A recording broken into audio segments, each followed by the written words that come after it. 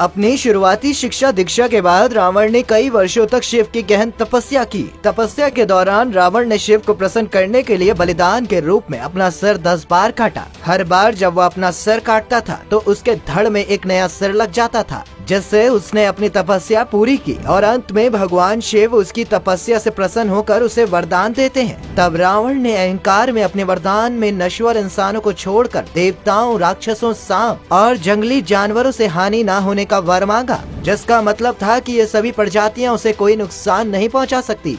वैसे क्या रावण मांसाहारी था या नहीं, इसका प्रमाण वाल्मीकि रामायण में मिलता है। जब हनुमान रावण के महल में माता सीता की तलाश कर रहे थे, वानर श्रेष्ठ ने उस धनवान रावण के घर में सभी वांछित वस्तुओं से युक्त एक मधुशाला भी देखी। हनुमान ने वहां देखा कि उस मधुशाला में प्रिय और भैंस तथा जंगली सुअर का मांस अलग अलग रखा हुआ है। वानरों में सर्वश्रेष्ठ ने सुनहरे रंग के चौड़े बर्तनों में आधे खाए हुए मोर और मुर्गे देखे।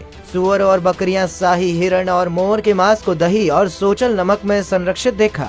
क्रैकर नामक पक्षियों को विभिन्न तरीकों से खाने के लिए तैयार, चकोरस नामक पक्षियों को आधा खाया हुआ, जंगली भैंसों, एकाशल्य नामक मछलियों, बकरियों, विभिन्न प्रकार के चाटने योग्य भोजन, पेय पदार्थ और विभिन्न खाद्य पदार्थों को देखा। 3 प्रकार के रावण हो चुके हैं। भगवान विष्णु के द्वारपाल जय और विजय सनत कुमार मुनियों के शाप से, भगवान शिव के गण नारद मुनि के शाप से और राजा प्रताप भानु ब्राह्मणों के शाप की वजह से रावण भगवान शिव को गुरु मानता था और उनसे तंत्र मंत्र, वशीकरण, सम्मोहन, काला जादू, माया फैलाना आदि सीखता था। एक तरह से रावण शैतानी शक्तियों की उपासना करता था, जिसका वर्णन रावण संहिता में किया गया है। धनाध्यक्ष कुबेर रावण के सौतेले और बड़े भाई थे। रावण ने कुबेर को मारकर लंका से भगा दिया था और उनका पुष्पक विमान भी छीन लिया था। रावण से हारने के बाद कुबेर गंधर्वों, यक्षों और किन पुरुषों को लेकर गंधमादन पर्वत पर बस गए। नरभक्षी राक्षसों और पिशाचों ने रावण को राक्षस राज की उपाधि दी थी। रावण स्वेच्छा अनुसार तीनों लोकों में भ्रमण कर सकता था और कोई भी रूप बना सकता था। दशानन का बल उसके इच्छा अनुसार घटता और बढ़ता रहता था। रावण अपने भाई कुबेर के महान ऐश्वर्य और वैभव से बहुत प्रभावित था।